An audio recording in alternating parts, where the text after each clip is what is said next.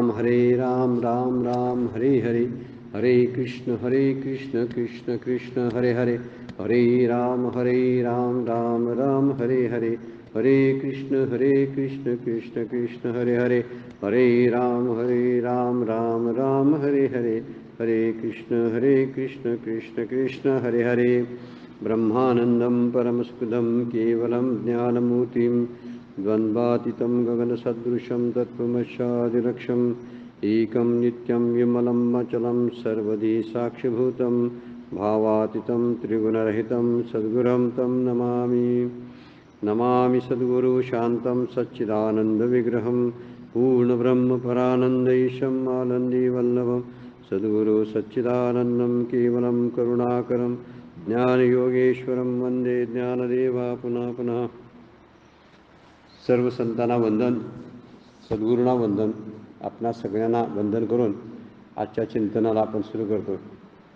मागच्या चिंतनामध्ये आपण 245 नंबरच्या ओवीपर्यंत विचार केला होता। आज आता आपण 246 नंबरची ओवी काय आहे ते आपण बघूया। कालच्या 245 नंबरची ओवी, हे मृत्यूच्या नगरी मानिजती निकिया परी, जे जीविताशी वैरी म्हणून या, असं वर्णन मागच्या याच्यामध्ये झालेलं आहे की जास्तीत जास्त याचा विचार तृष्णा ज्या असतात, जे भोग असतात, हे भोग किती भोगले तर त्याचे समाधान प्राप्त होत नाही, असा एक विचार या मृत्यूलोकामध्ये आहे। मृत्यूलोकामध्येच या कामक्रोधांना प्रतिष्ठा प्राप्त होते, अन्यत्र त्याला कोणी काही विचारत नाही, असा त्याचा अर्थ आहे। मृत्यूलोकाच्या नगरी मानिजती निकिया परी, कारण हे आयुष्याचे वैरी आहेत, हे जीविताचे वैरी म्हणून या। 246 नंबरची ओवी, जयाशी भुकिलिया आमिषा, हे विश्वनपुरेची घासा, कुळवाडी याची आशा चाळीत असे।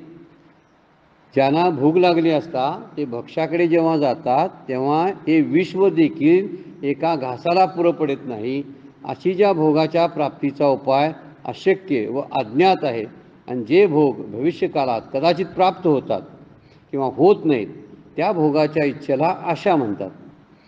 ही आशा त्याचे ते नाशकारक उद्योगधंदे चालवित असते। आता आशेचं वर्णन केलेलं आहे। जयाशी भुकेलिया आमिषा, आमिष शब्दाचा अर्थ आहे भक्ष्य, हे विश्व न पुरेची घासा, हे विश्वसुद्धा त्याला अपुरं पडतं। ही आशा एवढी मोठी आहे की त्यामुळं काय होतं, तिच्या घासाला विश्वसुद्धा कमी पडतं, म्हणजे एका घासात ते विश्व संपवून टाकते पण तिची भूक भागत नाही। म्हणजे कामक्रोधाचं वर्णन करताना माऊलींनी उच्च दर्जाचा दृष्टांत दिलेला आहे, याच्यापेक्षा मोठा दृष्टांत करायची काही गरजच नाही। विश्व त्याच्या घासाला पुरत नाही, तिथं भोगाची जी इच्छा एक शब्द वापरलेला आहे, त्या भोगाच्या इच्छेला आशा म्हणतात। आणि ही आशा जी आहे ही आशा नेहमी क्रियाशील राहते, हे वर्णन केलेलं आहे। चाळीत असे, कुळवाडी याची आशा चाळीत असे, म्हणजे कुळ करून राहिलेलीच आशा आहे ती, आणि ती चाळीत असे म्हणजे क्रियाशील असते। अशी ही आशा जी आहे ती भोगाने शमत नाही, भोगाने भोग वाढतच राहतात। भोग शमावेत म्हणून आपण काहीतरी करायला जातो, पण भोगाने परत भोगाची इच्छा वाढते। आपला रोजचे अनुभव आहेत बघा, एखादी गोष्ट खाल्ली, पाहिली, ऐकली तर परत ती करावीशी वाटते। याचा अर्थ आहे की ती केली म्हणून ते शांत होत नाही, म्हणून इथं म्हणतात भोगाने भोग शमत नाहीत, तर भोगाची इच्छा कमी झाली तरच भोग शांत होते, नाहीतर होणार नाही। म्हणून हळूहळू प्रयत्नपूर्वक भोगाची इच्छा आपण कमी करायला पाहिजे। इच्छा, भोग भोगायला जे आवश्यक आहे ते भोगावेच लागतात, पण त्याची इच्छा करणं ही चूक आहे, त्याची आशा करणं ही चूक आहे। इच्छा शब्दाचा अर्थ इथं आता आशा जी आहे ती आशाच आपल्याला कायम चळवळ करायला लावते, आणि त्यामुळं या आशेपासून, या भोगाच्या इच्छेपासून आपण बाजूला राहणं फार गरजेचं आहे। म्हणून वर्णन करताना माऊलींनी केलेलं आहे की हे भुकेलेलं आहे, त्याला काय खाऊ काय नको असं होत असतं। त्यामुळे काम आणि क्रोध जे असतात ते खवळले, मद मोह आहे, या सगळ्या गोष्टी, आशासुद्धा त्यातलाच प्रकार आहे। पुढे भ्रांतीचं वर्णन केलेलं आहे, ती भ्रांती पण त्यातलाच प्रकार आहे। या सगळ्या गोष्टी एकत्र येतात, पण त्याचं मूळ आहे इच्छेमध्ये, कामनेमध्ये आहे। कामना सुरू झाली, इच्छा सुरू झाली, संकल्प सुरू झाले की पुढच्या सगळ्या गोष्टी टप्प्याटप्प्यानं सुरू होतात। आणि म्हणून इथं म्हणतात आपली भोगाची इच्छा थांबवली पाहिजे, भोग थांबवता येत नाही। भोग भोगल्यामुळं परत वाढत राहतात. म्हणून भोग भोगण्यामुळं संपवण्याचा विचार करू नये, तर भोगाची इच्छा कमी केल्यामुळं भोग संपू शकतात याचं वर्णन माऊलीने केलेलं आहे. एक श्लोक फार प्रसिद्ध आहे बघा, की सुभाषित आहे, न जातु कामा कामान उपभोगेन शाम्यती, तोच अर्थ वापरलेला आहे. भोगानं भोग कधी शमत नाहीत. न जातु काम कामान उपभोगेन शाम्यती, हविषा कृष्णवत्मेव भूया एवाभिवर्धतो. जसं एखाद्या अग्नीमध्ये तूप घालावं, तूप घातल्यावर काय अग्नी शांत होत नाही, वाढत जातो. म्हणून पुढे म्हणतात, पृथ्वी रत्न संपूर्ण हिरण्य पशवा स्त्रिया नालमेकश्य तत्सर्वं मितित्वा शमं व्रजेत. सुंदर वर्णन या श्लोकामध्ये केलेलं आहे. माणसाच्या तृष्णा ज्या असतात त्या उपभोगाने कधी शांत होत नाहीत. जसं अग्नीमध्ये तूप ओतल्यामुळं तो भडकतो, त्याप्रमाणे भोगाने भोग भडकत असतात, भोगाने भोग वाढत असतात. तशा ह्या वासनासुद्धा आहेत, जितके आपण उपभोग घ्यावे तेवढे वाढतात. त्यासाठी एक उदाहरण दिलं आहे. रत्नानं म्हणजे सोन्या नाण्यानं भरलेली जरी पृथ्वी मिळाली, भरपूर संपत्ती मिळाली, पशुसारखं धन पुष्कळ जरी असलं घरामध्ये, असा जरी विचार असला तरीसुद्धा शांतीचा अनुभव येत नाही. भोग आता मला असं पुरे कोण म्हणत नाही. अपूर्णता कायम शिल्लक राहते. हे भोगांचं लक्षण आहे. म्हणजे भोग जे भोगतो ते शरीरानं भोगतो, पण शरीराला मर्यादा आहेत हे आपण विसरतो. ती गोष्ट फार महत्त्वाची आहे. म्हणून इथं म्हणलेलं आहे, पृथ्वीचं सगळं संपत्ती जरी दिली तरी त्याला कमी वाटते. कितीही द्या त्याला तर त्याला कमीच वाटायला लागते. ही मनुष्य प्राण्याची आतली जी कामना आहे, ती कामना कधी शांतच होत नाही. म्हणून इथं म्हणलेलं आहे, जितके भोग अधिक भोगावेत तितके ते अधिकच वाढत जातात. आता संपेल संपेल संपेल असं वाटत असतं, पण तसं होत नाही, ते अधिक राहतात. काही माणसं इकडं आपल्याकडं आहे की वारकरी मंडळी दारू पिणारी माणसं असतात, त्यांची दारू सुटावी म्हणून त्या लोकांना कधी कधी पंढरपूरला माळ घालण्यासाठी घेऊन जातात. आणि त्या आदल्या दिवशी काय करतात, भरपूर दिवसभर दारू पितात, का उद्यापासून प्यायची नाही म्हणून. पण त्यांचं होतंय काय, अधिक प्यायल्यामुळं अधिक इच्छा तशीच राहते, होतच नाही ते प्रकार. आणि तो दुसऱ्या दिवशी म्हणतो नको आता पुढच्या वारीला बघूया माळ घालायची. याचं कारण आहे, जितका आपण अधिक भोग भोगावेत ते काही शांत करण्यासाठी होत नाही, तर त्या अग्नी परत भडकतोच. आणि म्हणून त्यासाठी काय करावं, कितीही संपत्ती असली तरी काय पुरी पडणार नाही. मग उपाय काय, मनोनिग्रह करावा. शेवटी त्या याच्यामध्ये श्लोकात सांगितलेलं आहे, तत्सर्वं मितित्वा शमं व्रजेत. ह्याचं जर शम व्हायचं असेल, म्हणजे शांत व्हायचं असेल, उपशम व्हायचं असेल, तर काय करायला पाहिजे, मनोनिग्रहच करायला पाहिजे. कारण कितीही दिलं तर त्याला पुरे पडत नाही. मगाशी आणखीन एक चिंतनामध्ये आला विषय, कितीही भोग भोगायचे जरी ठरवले तर शरीरानंच भोग भोगावे लागतात. दुसऱ्या कोणत्याही द्वारे कुठलंही असं माध्यम नाही की त्यामुळे मी काहीतरी करेन. परस्पर असं काही करता येत नाही. मला समजा ऐकायचं असेल तर माझ्याच कानानं मला ऐकावं लागते, दुसऱ्याच्या कानानं ऐकता येत नाही. किती मर्यादा आहेत बघा माणसाच्या एकूण सगळ्या गोष्टीला. भोग भोगण्याला मर्यादा कशा आहेत बघा. मला ऐकायचं काहीतरी, मला पाहायचं आहे, माझ्याच डोळ्यानं पाहायला पाहिजे. आणखीन एक, डोळे पाहण्याच्या लायकीचे राहायला पाहिजे, डोळ्याची क्षमता पाहिजे, तरच पाहता येतं. म्हणजे इथं म्हणतात, मागच्या वेळा आपण एक ओवी बघितली होती की जे भोग आहेत ते भोग, शरीर तो असे पडले काळाच्या तोंडी, असा एक ओवी आपण मागच्या वेळा बघितली होती. शरीर तर काळाच्या तोंडामध्ये पडलेला आहे आणि भोग भोगायची तरी इच्छा संपन्न झालेली आहे. ह्याच्यावर उपाय काय, तर मनोनिग्रह हाच उपाय आहे. इंद्रियांना ताब्यात ठेवणं, विषयांचं चिंतन हळूहळू कमी करत आणणं. आणि खूप विषय आहे. आपण शब्दस्पर्श रूप रसगंधच नाही, परमपूज्य काकांनी सांगितलेले प्रतिष्ठा, पैसा, संपत्ती, कीर्ती हे आणि विषय आहे, तर दुसरे आणि 5 सांगितलेले आहेत. याच्या पाठीमागे ह्या शब्दस्पर्श रूप मर्यादेमध्ये येत नाही, आपण ते टाळतो. पण प्रतिष्ठेच्या पाठीमागं लागतो, संपत्तीच्या पाठीमागं लागतो. आणि त्यामुळं हे विषय संपवणं आणि पूर्ण करणं कधीच जमत नाही. पूर्ण कोण होतं, मागच्या वेळा आपण बघितलंय, भोगान भोगता श्लोक घेतला होता आपण बघा. भोग मी भोगत नाही तर भोगच मला भोगतात, अशी स्थिती आहे.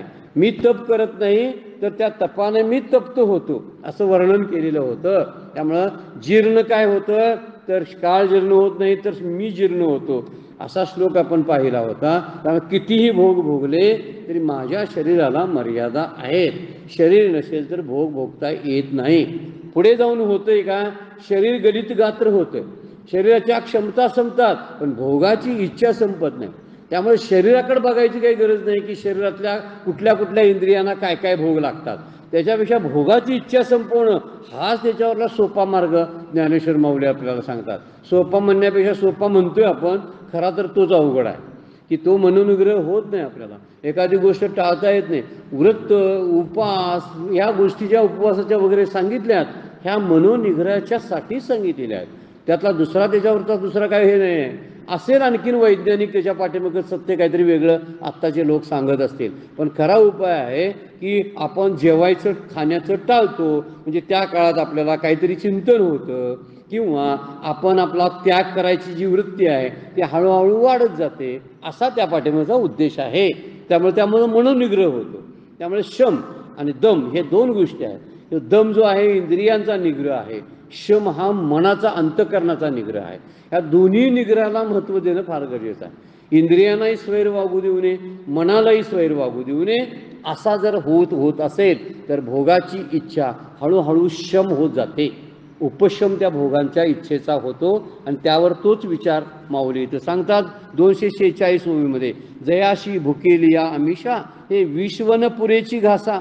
एका घासालाही विश्व अपुरं पडतं त्याच्या. कुळवाडी याची आशा चाळीत असे आणि त्याच्या आत राहणारी जी आशा आहे तीच क्रियाशील बनवत असते. आशा कधी संपत नाही. मागच्या वेळेला आपण चिंतन घेतलं होतं बघा. आशा ही अशी एक गोष्ट आहे, म्हणजे आशानं बांधलेले जीव जो आहे तो, म्हणजे त्याला बांधून ठेवलेला आहे आशारूपी दोरीनं बांधलेला जीव सैरावैरा धावत असतो. आणि ज्यांची आशा संपलेले आहेत असे जे जीवनमुक्त आहेत ते बांधलेले नसतात तरी एका ठिकाणी शांत असतात. कसा श्लोक आहे बघितला काय, फार सुंदर सुभाषित आहे ते, की बांधलेले आहेत तरी ते सैरावैरा पडतात आणि जे बांधलेले नाहीत ते पंगुवत शब्द वापरला आहे त्या श्लोकामध्ये. तो श्लोक मला पाठांतर नाही. पंगुवत होतात आणि ते गप्प बसलेले असतात बघा. ज्यांना काही नकोच आहे ना ते कशाला बोलतील आणि धावाधाव करतील. ज्यांना पाहिजे आहे ना ती पाहिजे आहे या इच्छेनं बांधलेली असतात म्हणूनच पळत असतात. आशा ही अशी दोरी आहे ती बांधलेली असते म्हणून पळतात. आणि ह्यांना जीवनमुक्तांना बांधलेलं नसतंय, मोकळे असतात तरी गप्प असतात. कारण त्यांना काहीही नको असतं. उपभोगाची भोगाची इच्छा संपलेली असते. आशेचं हे एक वैशिष्ट्य आहे. आशा बांधून ठेवते पण तरीसुद्धा सैरावैरा धावायला लावते. आशा संपली आपण रिकाम होतो आणि धावायची गरजच पडत नाही. ह्या दोन गोष्टी आपण आपल्या आयुष्यामध्ये वापरण्यासारख्या आहेत. मात्र जितकी आशा ठेवावी, सारखी आशा असते बघा, असं होईल तसं होईल, आज नाही उद्या तरी होईल, परवा होईल, पुढच्या वर्षी तरी होईल, आणि यामध्ये होत नाही म्हणून नाही झालं की आपल्याला दुःख होतं.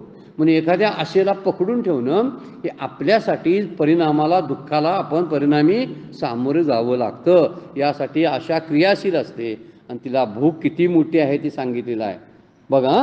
कौतुके कवळिता मुठी जिये 14 भुवने थेकुटी तिये भ्रांती ही धाकुटी वाल्ली दुली. आता भ्रांतीचं वर्णन करायला लागेल माऊली बघा. कौतुके कवळिता मुठी, कौतुके म्हणजे सहज खेळत खेळत जरी मुठी धरली तिनं तर ती काय करते, जिये 14 भुवने थेकुटी, तिच्यासाठी 14 भुवनं सुद्धा कमी आहेत. हे कशासाठी, मुद्दाम नव्हे, सहज खेळता खेळता 14 भुवनाला ती पकडू शकते. म्हणजे माणसाच्या इच्छा आणि कल्पना आणि संकल्प किती मोठे असतात बघा. केवढे मोठे असतात, खूप असतात. आता जाऊन आपण कुठल्याही ठिकाणी जाऊन मुंबईतून फिरून येतो, मुंबईच्या रस्त्यावरून केवढा मोठा प्रवास करतोय बघा. म्हणजे संकल्पामध्ये ताकद केवढी आहे बघा. केवढं मुठीत पकडण्याचा आपण प्रयत्न करतो बघा. 14 भुवने थेकुटी शब्द म्हणलेला आहे. थेकुटी म्हणजे लहान, तिच्यासाठी 14 भुवनं सुद्धा लहानच आहेत. कोणासाठी, भ्रांतीसाठी. अशी ही भ्रांती जी आहे ती आशेची, ती भ्रांती ही धाकटी वाल्ली धुली, लाडकी आणि खादाड अशी बहीण आहे आशा नावाची. आशेची आशेची एकुलती एक अशी खादाड अशी बहीण कोण आहे, भ्रांती आहे. जरा अलंकार वापरल्यात माऊलींनी, उपमा दिली आता बघा. ही आशा आणि भ्रांती, ही भ्रांती जी आहे ती आशेची एकुलती एक लाडकी आणि खादाड धाकटी बहीण आहे, वाल्ली दुली असा शब्द वापरला. दुली म्हणजे अगदी जवळची लाडकी, वाल्ली धाकटी अशा अर्थानं धाकुटी शब्द वापरला आहे. आणि वाल्ली म्हणजे तिला जास्त लागतं खायला अशी ती आहे. एकुलती एक लाडकी खादाड धाकटी बहीण आहे. कोण? तर भ्रांती. म्हणून भ्रांतीचं वर्णन करताना ही आशेची लाडकी बहीण आहे, म्हणजे दोघी एकत्र जवळ राहतात. आशेमुळे भ्रांती निर्माण होते. भ्रांती म्हणजे जे काय आहे हे न कळणं, त्याला भ्रम शब्द वापरतात. आणि भ्रमाचाच अर्थ शब्द दुसरा तयार झाला आहे, भ्रांती. तर भ्रमामुळे आपल्याला काही कळतच नाही. भ्रम वाढतो, जितका भ्रम जास्त तितकं न कळणं सुरू होतं जास्त, जितकं अज्ञान जास्त होतं. म्हणून इथं म्हणलेलं आहे 14 भुवन सुद्धा त्यात सहज मुठीत पकडता येतात, कारण भ्रांतीमुळं काही कळतच नाही. 14 भुवनाला पकडता येतं. ते स्वर्गलोक, 7 स्वर्गलोक सांगितलेले आहेत, 7 सप्त पाताळ सांगितलेले आहेत. भागवतामध्ये त्याचं वर्णन आहे बघा, की 7 सप्त पाताळ आहेत आणि 7 स्वर्गलोक आहेत. असे 7 नी 7 मिळून 14 म्हणतात. ही 14 भुवनं आहेत. हे सप्त लोक सुद्धा त्याचं वर्णन भागवतामध्ये भू, भ्रुवर, स्वर, महर, जन, तप, सत्य अशी ही 7 स्वर्गलोक आहेत. आणि सप्त पाताळ सुद्धा आहेत.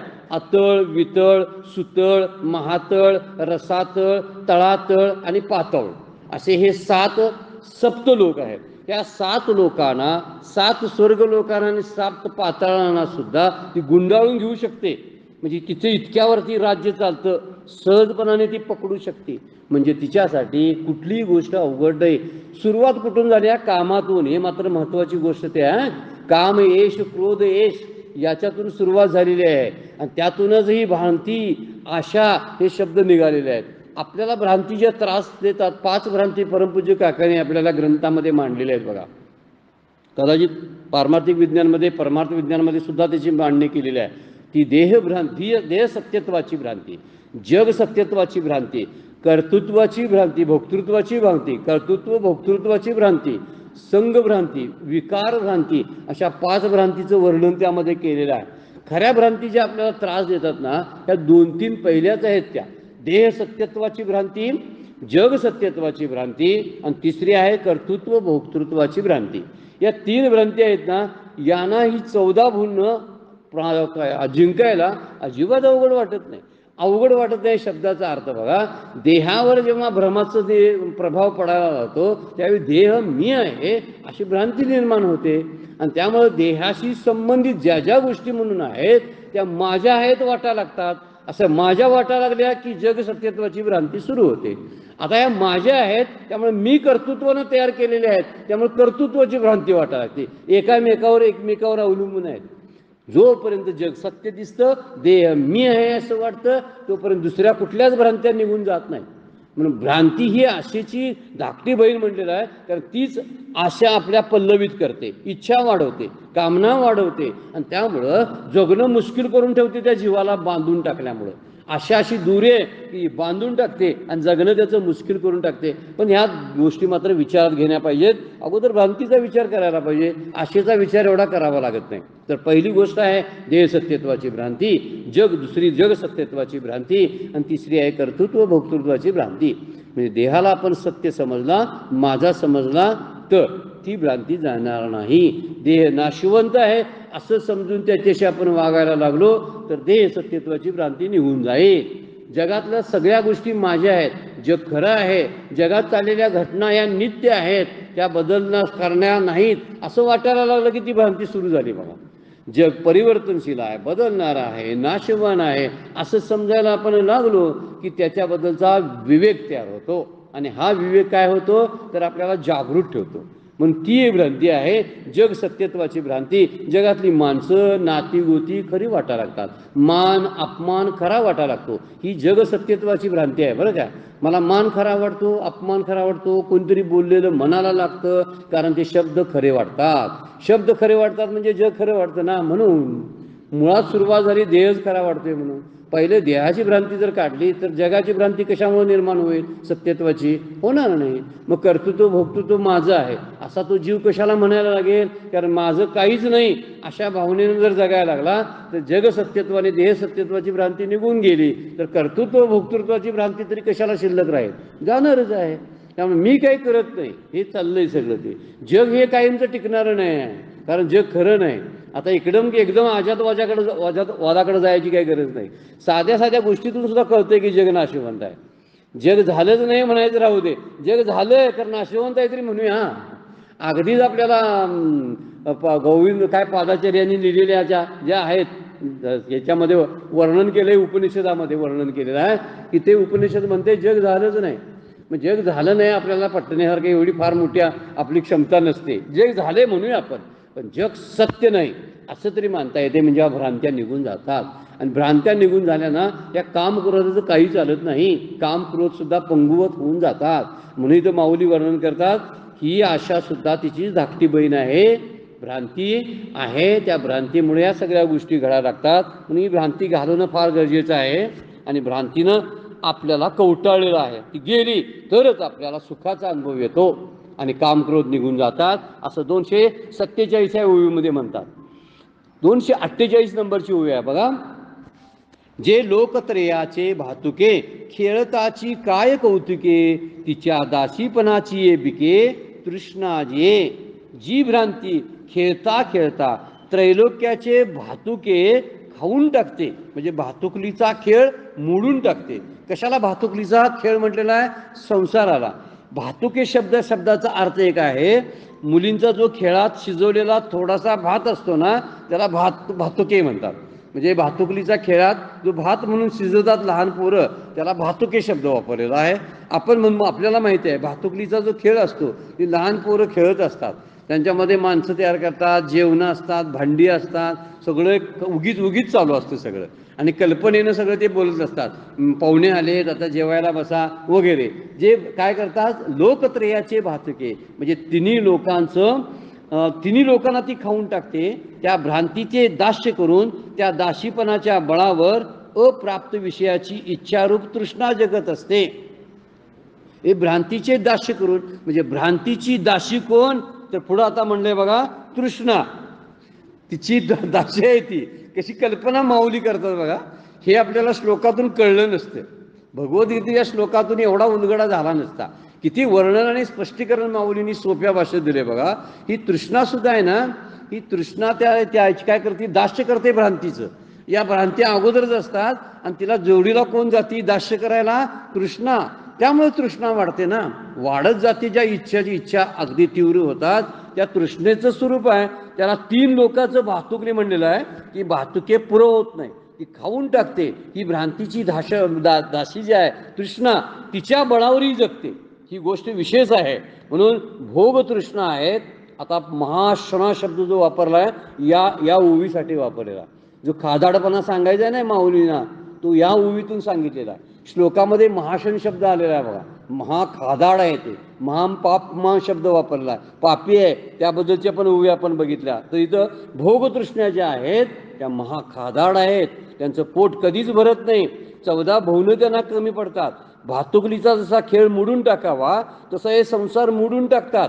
कल्पांताच्या वेळी सगळ्या त्रैलोकाचा घास करून टाकतात. त्रैलोक शब्द लोकत्रयाचे भातुके, त्यांना खेळणं वाटतात. हे ह्या सगळ्यांना भ्रांती, आशा, तृष्णा हे जे आहेत यांच्यासाठी संसार एकदम भातुकलीच्या खेळासारखा आहे. आपणही आपल्या संसाराला भातुकलीचा खेळ समजला तर फारसा त्रास होत नाही. सगळं उगीच चाललेलं असतं ना, तसं पण आपण उगीच भांडी घ्यायची, उगीच जेवल्यासारखं करायचं. हा जर मुद्दा जर आपल्या रोजच्या जीवनात आपण वापरायला लागलो तर निश्चितपणाने किती असलं तरी जी शांत करत नाही ती तृष्णा असते. कितीही येऊ दे आपल्याला आणि हवं वाटते. आज एवढं मिळवलं उद्या आणखीन पाहिजे, उद्या आणखीन पाहिजे. ती काय 99 रुपयाची गोष्ट सांगतात ना, 99 रुपये एकाकडे होते आणि ती फार शांतपणाने जगायची. ते काय ती 99 रुपयाची थैली असायची. ते एका त्याच्या शेजाऱ्यानं त्याच्यामध्ये 1 रुपया टाकला आणि त्याचे 100 रुपये झाले. मग त्या 100 रुपये झाल्यावर त्या माणसाने ठरवलं आता 100 झाल्यात तर आपण साठवूया. मग साठवायला चालू केलं. मग उद्या आणि परत जास्त कष्ट करायला चालू केले. परत साठवायचं, परत कष्ट करायचं. कष्ट कशासाठी करायचे? साठवायसाठी. आणि साठवतोय कशासाठी हे कळत नाही. ह्या मुद्दा लक्षात घेण्यासारखा आहे. साठवायचं आहे, कष्ट करणं आहे, पण कशासाठी आहे हे कळलं पाहिजे. ज्यावेळी कळेल ना त्यावेळी त्याच्यावर मर्यादा येतात. आपल्या कष्ट करणाऱ्याने नुसतं घाम्याघूम होतोय आपण या कामामध्ये, हे कशासाठी करतोय हे समजायला पाहिजे. म्हणून ही तृष्णा जी असते, वासना किंवा त्याला भोगतृष्णा म्हणतात, ही कधीही संपत नाही. ही शब्दस्पर्श रूपरसगंधातूनच येते, पण ही कधीही संपत नाही. काम, लोभ, मोह आणि पुढचा क्रोध, मद, मत्सर, हे 6 जे आहेत, त्या 6पैकी काम, लोभ आणि मोह 3 फार कसे वापरलेले आहेत बघा.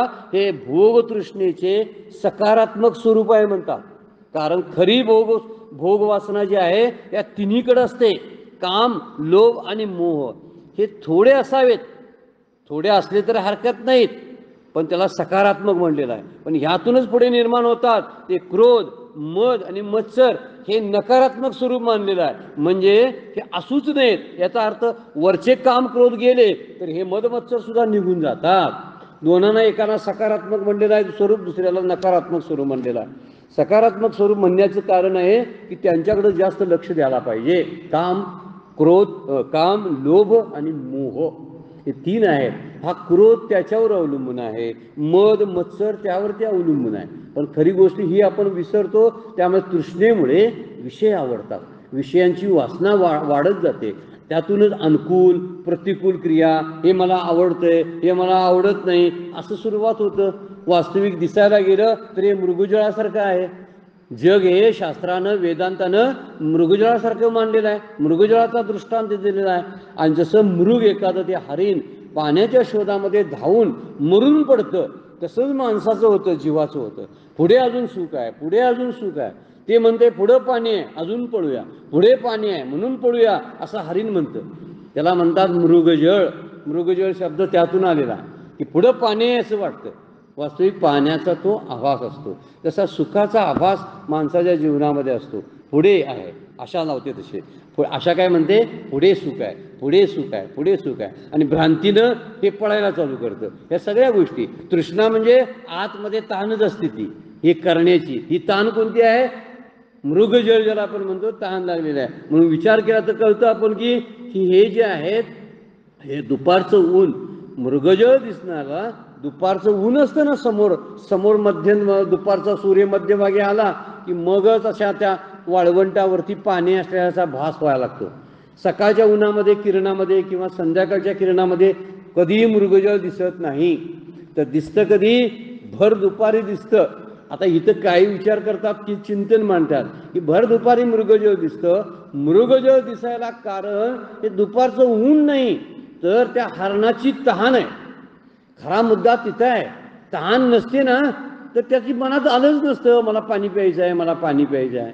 तहान आहे म्हणून पाण्याची इच्छा झाली, आणि पाण्याच्या इच्छेमुळं त्याला दिसायला अरे पाणीच आहे वाटतं, असं वाटायला. आपल्याला वाटतं ना, कोणतरी एखादी व्यक्ती भेटावी वाटते, तर जाता जाता त्याच माणसाचा भास व्हायला लागतो. तसा प्रकार हा याबाबतीत दिसतो. म्हणजे मृगजळ दिसण्याला अप्रत्यक्षरित्या सूर्य कारणीभूत आहे, अप्रत्यक्ष. पण प्रत्यक्ष जर कारण जर बघायचं झालं तर ते प्रत्यक्ष कारण तहान आहे त्या हरणाची.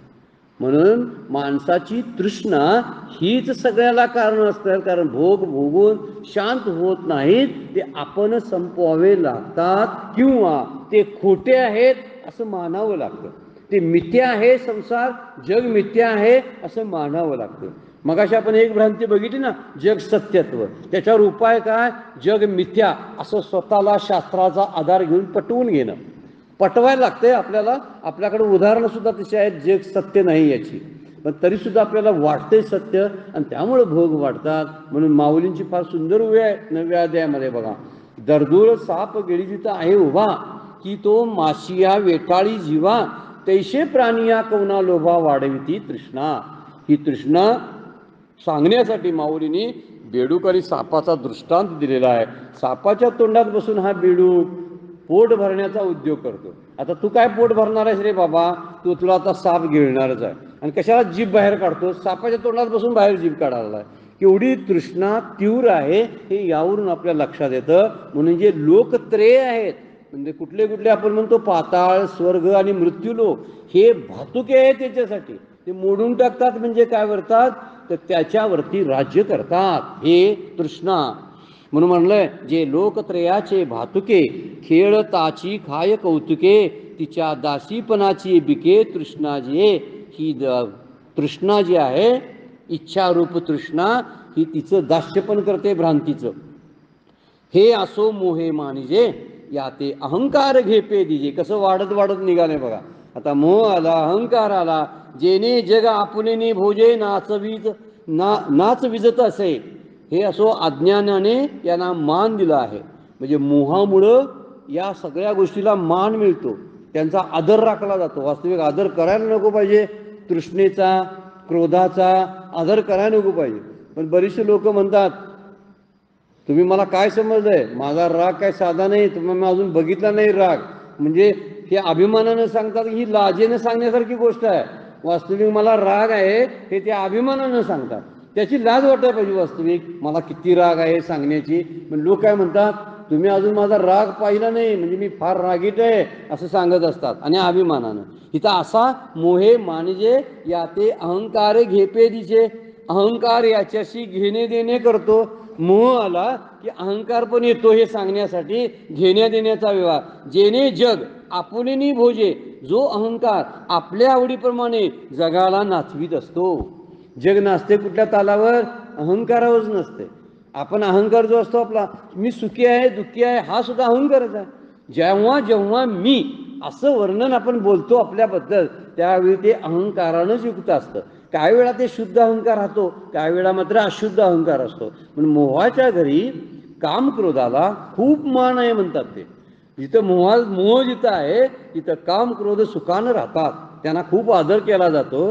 आणि अहंकाराचे काम क्रोधाबरोबर देणं घेणं चालू असतं. क्रोध आहे, कधी क्रोध येतो, अहंकार असला तरच.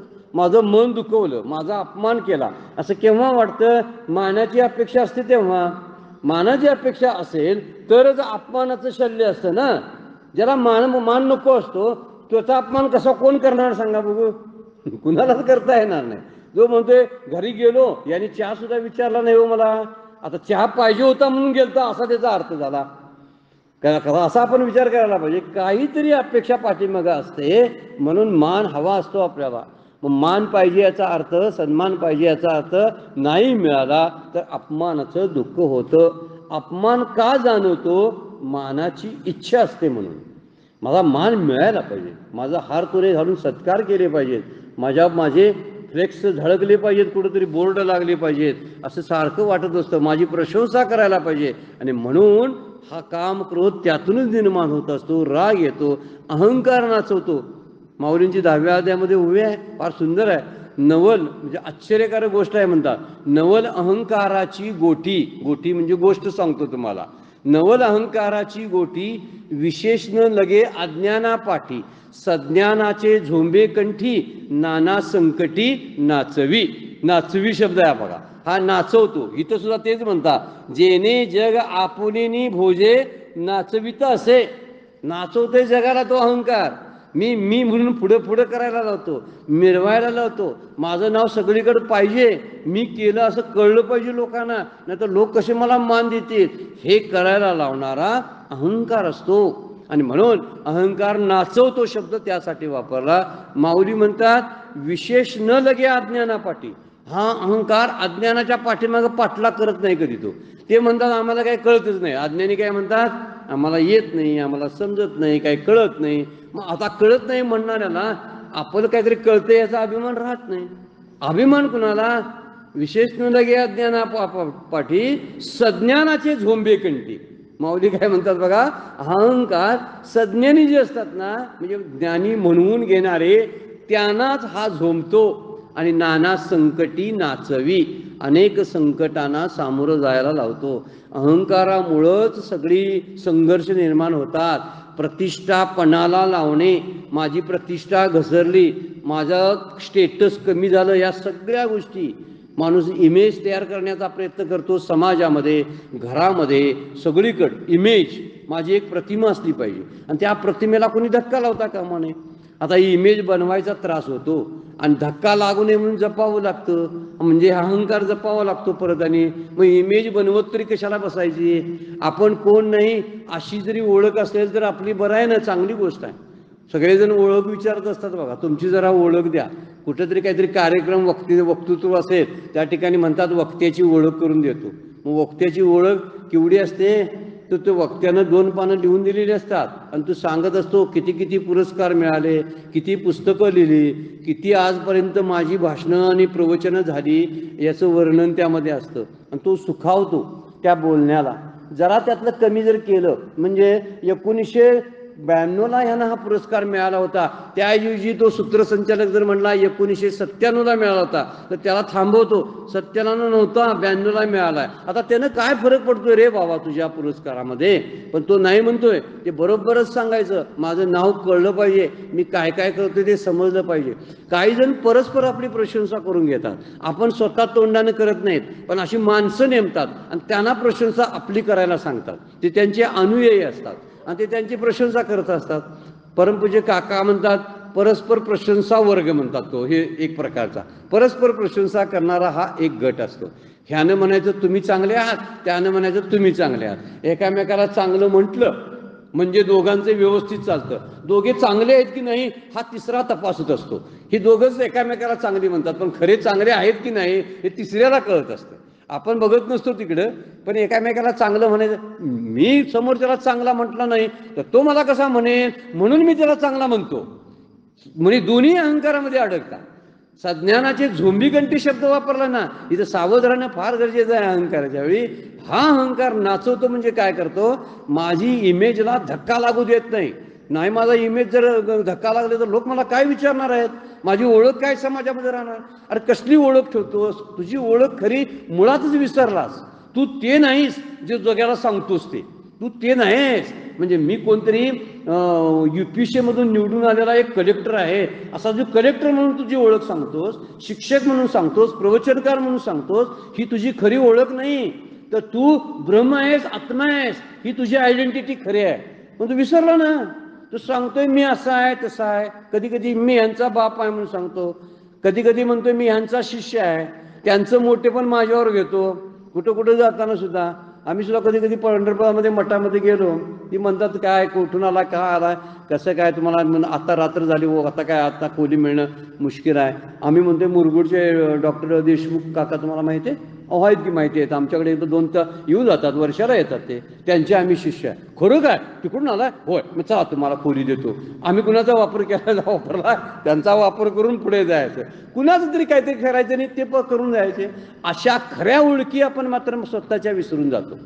आपली खरी ओळख काय आहे की ज्याला कळेल त्या दिवशी सगळं प्रकाशमय होईल, ते ज्ञान जे आहे ना प्रकट होईल, खरी ओळख होईल. त्यावेळी खरी ओळख नसते हा मुद्दा त्यामध्ये आहे.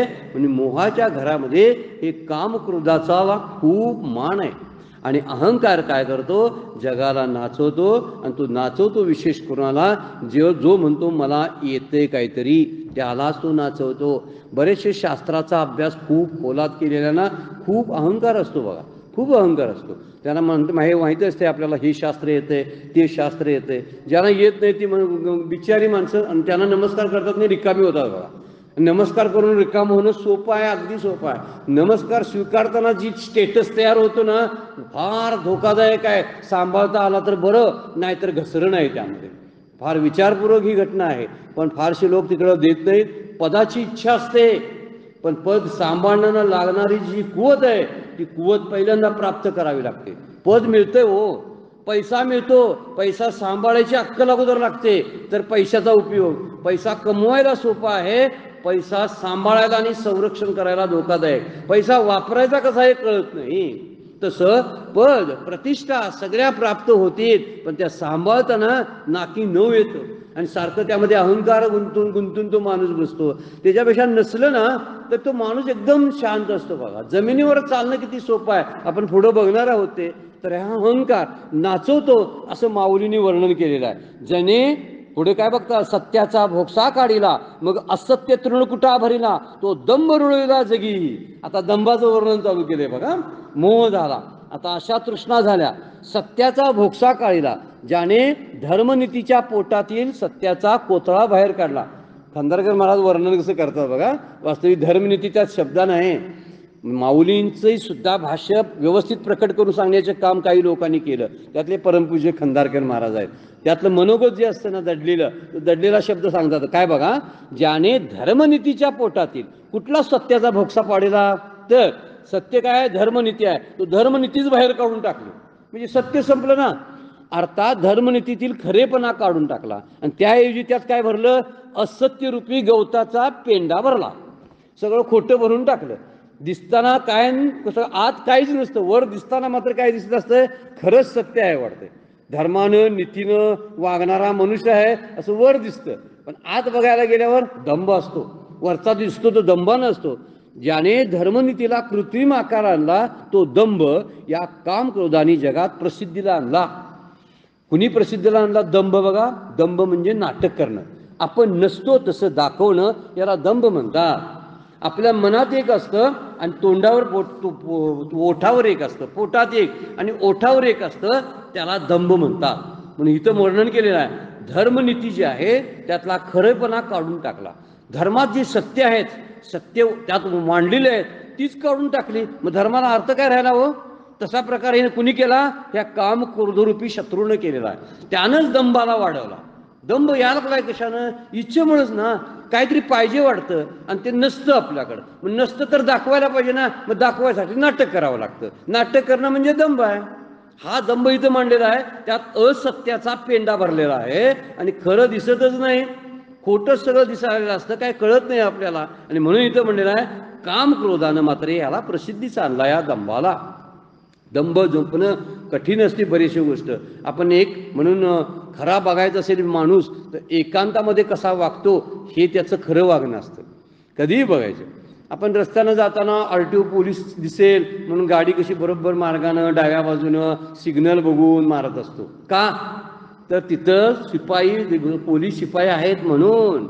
काय मी खरंच माझी इच्छा असते तशी नाही, तर मला दंड बसेल, तो अडवेल, म्हणून मी जर नियम पाळायला लागलो ना तर तो माझा दंभ आहे. ही मुख्य गोष्ट आहे.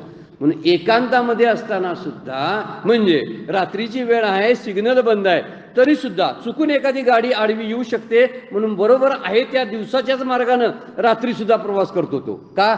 चुकून काहीतरी होऊ शकतं ना, म्हणून तो रात्री सुद्धा नियम मोडत नाही. तो दंभिकपणा सोडलेला माणूस म्हणायचा. एकांतामध्ये असताना सुद्धा जो व्यवस्थित वागतो ना तो दांभिक नसतो. ही गोष्ट खरी आहे त्यातली. आणि म्हणून म्हणलेला आहे, असत्याचा पेंडा भरलेला असतो आणि काम क्रोधानं या दंभाला काय करतो, तर दंभ खरेपणापासून दूर ठेवतो. आपलं खरं स्वरूप कळतच नाही. आपल्याला तरी कळू दे, जगाला कळायचं राहू दे, आपण कोण आहोत आपल्याला तरी कळायला पाहिजे. हे नुसतं दाखवण्यासाठी, काहीतरी दाखवण्यासाठी आपण करत असतो आणि हे दाखवणं चुकीचं असतं, म्हणजे खोटेपणा असतो. वरवर तर दिसायला सत्य दिसत असतं. ते कुठला अमृतच निघालं ना, 14 रत्न ज्यावेळी बाहेर काढली मंथनातून, समुद्र मंथनातून, भागवतामध्ये त्याचे वर्णन केलेले आहेत. तर त्या समुद्र मंथनातून अमृत पण निघालं. त्या अमृतसुद्धा आता कुणाला द्यायचं, हे सगळं हे देवांनाच मिळायला पाहिजे, यासाठी महाविष्णू प्रयत्नशील होते आणि म्हणून त्यांना द्यायचं होतं. त्यांनी सगळ्यांना बसवलं एका पहिल्या पंक्तीला देवाना, असुरांना दुसऱ्या पंक्तीला बसवलं. उरलं तर तुम्हाला देतो म्हणून सांगितलं. पण जेव्हा हे वाढायला चालू केलं त्यावेळी राहू जो होता तो राहू उठला आणि त्यानं देवाचं रूप घेतलं आणि देवाच्या पंक्तीला येऊन बसलेला, मलाही मिळावं म्हणून, ही देव पितात तेच अमृत मिळावं म्हणून. पण तो ओळखतच नव्हता, कारण रूप घेतलं होतं देवाचं. आता सत्याचं रूप असेल, वर रूप सत्याचं, आत मात्र खरा कोण आहे, हा राक्षसच आहे, असुर आहे, तरी सुद्धा ते दिसत होता. चंद्रानं मात्र खुनेनं विष्णूंना सांगितलं, ते मोहिनीचं रूप घेऊन वाटत होते ना, ते विष्णूंना सांगितलं की हे बसलेला जो आहे ना तो राहू आहे, लक्षात घ्या, तो देवातला नव्हे. त्यावेळी त्याचा विष्णूंनी शिरच्छेद केला. मुख्य मुद्दा काय बघा, सत्य हे सत्याची कपडे घालून असत्यच असतं, बाहेर फिरत असतं, हे सांगण्यासाठी माऊलीने दृष्टांत दिलेला आहे की दंभ हे असत्य आहे आणि ते असत्य दंभ मिरवत असतं बाहेर. मी तसं नसताना बाहेर सांगत असतो मी असं आहे तसं आहे म्हणून. माझं काही नसतं तरी मी सांगतो असतो मी असं आहे, माझ्याकडे तसं आहे म्हणून. याला दंभ म्हणायचा. म्हणून या दंभातून बाहेर पडणं फार गरजेचं आहे. वेळ संपलेला आहे. 250 नंबरच्या ओळीपर्यंत आपण आलेलो आहोत. आजची सेवा सद्गुरूंच्या चरणी, भगवान ज्ञानेश्वरांच्या चरणी अर्पण करून विराम घेऊया. पुंडलिक वरदा हरी विठ्ठल श्री